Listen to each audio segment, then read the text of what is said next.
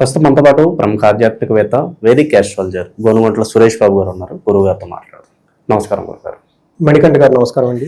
గురుగారు, మే నెల విశేషంగా కర్కాటక రాశి వాళ్ళకి ఏ విధంగా ఈ నెల కలిసి రాబోతుంది, మరి ఈ నెల ఎలా వినియోగించుకుంటే వీళ్ళకి అద్భుతంగా కలిసి వస్తుందంటారు, ఎలాంటి జాగ్రత్తలు తీసుకోవాలి? ఓం గం గణపతియే నమః. స్వర్ణలక్ష్మి నమస్తే అస్తు. పరబ్రహ్మ స్వరూపిణి రాజ్యం దేహి ధనం దేహి సర్వకామాంచ దేహి మే. స్వర్ణలక్ష్మి అమ్మవారు కర్కాటక రాశి వారికి ప్రతి నిమిషం సంతోషం ఆనందంగా ఉండే ఒక మనస్తత్వాన్ని, ప్రతి దాన్ని శోభాయమానంగా చూడగల ఒక గొప్ప శక్తిని వాళ్ళకి ఇవ్వాలని, తద్వారా బ్రహ్మజ్ఞానం, తద్వారా వాళ్ళకి రాజ్యాధికారం, వాళ్ళకి ఒక అథారిటీ, పవర్, స్టేటస్ ఉండాలని, విపరీతమైన ధనం వాళ్ళు ఎక్కడుంటే అక్కడ ఉండాలని చెప్పేసి, అంతేకాకుండా వీళ్ళకి సర్వకామార్థ సిద్ధి, సర్వకామాంచ సిద్ధి, అనుకున్న కోరికలు మొత్తం నెరవేరాలని చెప్పేసి అమ్మవారు వాళ్ళని బాగా ఆశీర్వదించాలి అని చెప్పేసి మనం కోరుకుంటూ, ఈ మే మంత్ చూసుకుంటే, మే మంత్లో రాశి ఫలాలు చెప్పుకునే ముందు ఒక 4 ముఖ్యమైన విషయాలు ఈ మే మంత్ గురించి చెప్పుకోవాలి. ఒకటి, ఇది మనకు వైశాఖ మాస పూర్ణం నుంచి జ్యేష్ఠ మాస పూర్ణం వరకు ఉంటుంది. అంటే ఒక మంచి 2 పూర్ణములు కలిసి ఈ మంత్లో ఉన్నాయని మనం చెప్పుకోవచ్చు. తర్వాత ఇంకొక ముఖ్యమైనది ఏంటంటే, ఇందులో 4 గ్రహాలు మారుతున్నాయండి. చాలా ఇంపార్టెంట్ జ్యోతిష శాస్త్రం ప్రకారం చూసుకుంటే. దీనితో పాటుగా ఈ మంత్లో మనకి కర్తరి అని వస్తుందండి. ఈ కర్తర్లో ఎక్కువ అంటే సూర్యుడు తీవ్రత చాలా ఎక్కువగా ఉంటుందని ఒక 15 days వదిలేయమని చెప్తూ ఉంటారు. రీసెంట్గా మన పేపర్లో కూడా అయ్యే చెప్తూ ఉన్నారు, చూసారు కదండి, 15 days టెంపరేచర్ ఎక్కువగా ఉంటుందని. ఇది మనకి కర్తరి అని చెప్పేసి లాస్ట్లో ఏం పెడతారు. ఎందుకంటే ఈ టైంలో బయటికి పోకుండా, ఇల్లు కట్టుకోకుండా, గృహ ప్రవేశాలు చేసుకోకుండా, ఈ పెళ్లిళ్ళు అవి ఎక్కువగా తిరగకండి, ఎండ ఉంటుందని 15 days వదిలేయమని చెప్తూ ఉంటారనమాట. ఈ కర్తర్లో కొన్ని పనులు చేయొద్దు, ముఖ్యంగా బయటికి వెళ్ళి చేసే పనులు చేయొద్దు అని చెప్తూ ఉంటారు. దీనితో పాటుగా మనకి హనుమత్ జయంతి కొన్ని సందర్భాల్లో కొన్ని ప్లేస్లు జరుపుకుంటూ ఉంటారు. తెలంగాణలో ఒక రకంగా, మన వేరే చోట ఒక రకంగా జరుపుకుంటూ ఉంటారు. బట్ ఎక్కడెక్కడైతే హనుమత్ జయంతి జరుపుకుంటారో 12వ తారీఖు హనుమత్ జయంతి ఉంది. ముఖ్యంగా ఇది ఏలినాటి శనికి ఎవరైతే బాధలు పడుతున్నారో వాళ్ళంతా తప్పకుండా చేసుకోవాలి. కార్యజయం కావాలనుకున్న వాళ్ళు తప్పకుండా చేసుకోవాలని చెప్పేసి మనం కోరుకున్నామండి. ముందుగా మీరు అడిగిన విధంగా కర్కాటక రాశి వారు చూసుకుంటే, ఇందులో ఉన్న నక్షత్రాలు చూస్తే పునర్వసు 4వ పాదం, పుష్యమి 1, 2, 3, 4 పాదాలు, ఆశ్లేష 1, 2, 3, 4 పాదాలు అంతా కర్కాటక రాశిలో ఉంటారు. పేరు బలం పెట్టి మనం చూసుకుంటే హీ, హూ, హే, హో, డాడీ, డూ, డే, డో అన్న అక్షరాలంతా కూడా కర్కాటక రాశిలో ఉంటారని గమనించాలి. సో మనం చెప్పుకునే విధంగా 4 గ్రహాలు మారటంతో కొన్ని గ్రహాలు వీళ్ళకి చాలా అనుకూలంగా ఉన్నాయి, కొన్ని ఛాలెంజెస్ తీసుకుని వస్తూ ఉన్నాయి. బట్ ఓవరాల్గా కర్కాటక రాశి వాళ్ళకి రాబోయే 2 months చాలా బాగుంటుంది. ఒక మంచి, ఎందుకంటే సూర్యుడు 10 నుంచి 11లో బాగా విపరీతంగా యోగ్యతనిస్తూ జాబ్ విషయాల్లో చాలా బాగుంటుంది. అలానే కుజుడు వీళ్ళకి 9 నుంచి 10లో మారుతున్నారు. తర్వాత మంత్లో 11th వస్తూ ఉన్నారు. ఇది కూడా ఒక మంచి టైం. ఏ ప్రకారంగా చూసుకున్నా కానీ వీళ్ళకి ఒక సామాన్యంగా ఉండటం లేదా బెటర్గా ఉండే అవకాశం ఎక్కువ ఉంటుంది. ఒకవేళ ఏదైనా ఇబ్బంది ఉన్నా కానీ టూ మచ్ వర్క్ ప్రెషర్ ఉంటుంది తప్ప పెద్ద పెద్ద ఇబ్బందులు అయితే ఏమీ లేవని గమనించాలి. ఇందులో మనకి మహర్షులు ఏం చెప్తారంటే, క్రియాఫలం అంటే సూర్యుని వల్ల ఏదైనా పని చేస్తే ఆదాయం వస్తుంది, అందులో ఫలితం వస్తుంది. తర్వాత 11వ స్థానంలో విత్త లాభం అని చెప్తారు. అంటే అనుకున్న ధన ప్రవాహం వస్తుంది. అప్పటిదాకా వాళ్ళు ఏదైనా కష్టపడి హార్డ్ వర్క్ చేస్తుంటే ధనం రూపాయన తిరిగి వస్తుంది. 11వ స్థానంలో కుజుడు ఉండటం వల్ల శుచం, కొంచెం దుఃఖపూరితమైన వాతావరణం ఉంటుంది. అంటే వర్క్ ప్రెషర్లో ఎక్కువగా ఉంటారని గమనించుకోవచ్చు.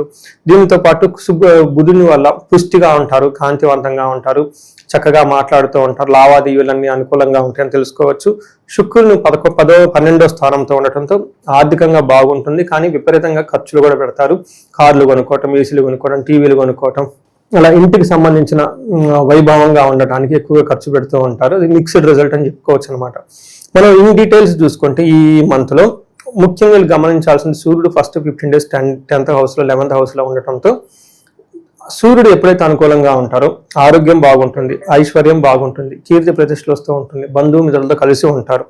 గృహే నిత్య ఉత్సవం, గృహంలో ఎప్పుడు ఏదో ఒక ఉత్సవం హ్యాపీగా జరుగుతూ ఉంటుంది. నిత్య మాధుర్య భుక్తి, చక్కగా మంచి మంచి స్వీట్స్ అవన్నీ తింటూ ఉంటారు, హ్యాపీగా ఉంటారు. కులాచార అంటారు, అంటే పండగలు జరుపుకోవటం, పెళ్లిళ్ళు చేయటం, ఫంక్షన్స్ అటెండ్ అవటం, ఇవన్నీ చక్కగా చేస్తూ ఉంటారు. ఒక మంచి టైంలో వీళ్ళైతే ఉన్నారు. దీనికి సంబంధించి ధనం అంతా సమకూరుతుంది అంటారు.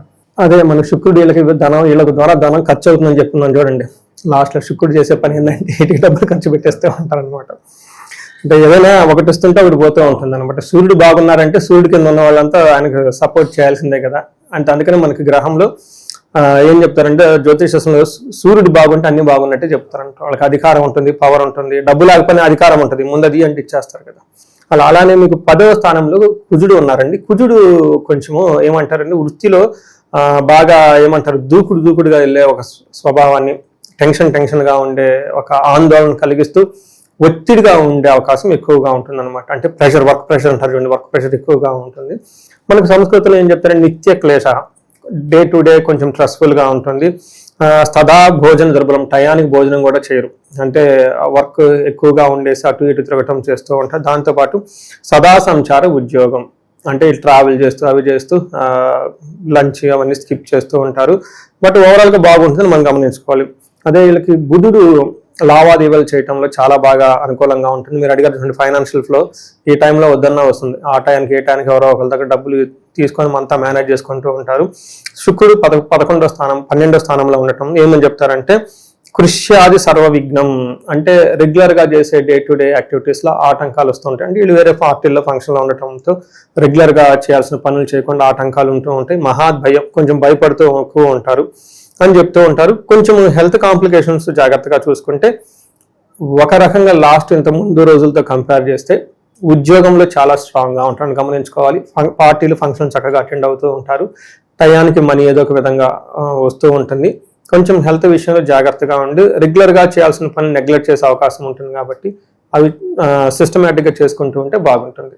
ఇక ఈ రాశికి సంబంధించిన నక్షత్రాలు వాళ్ళకి ప్రత్యేకంగా ఈ మాసం ఎలా ఉంటుంది? వీళ్ళకి పునర్వసు, పుష్యమి, ఆశ్లేష 3 నక్షత్రాలు ఉంటాయండి. పునర్వసు వాళ్ళకి చూస్తే వీళ్ళకి క్షేమంగా ఉంటారు, లాభంగా ఉంటారు. అవుట్ స్టేషన్లు, వెకేషన్స్ అంతా ఎక్కువ తిరుగుతూ ఉంటారు.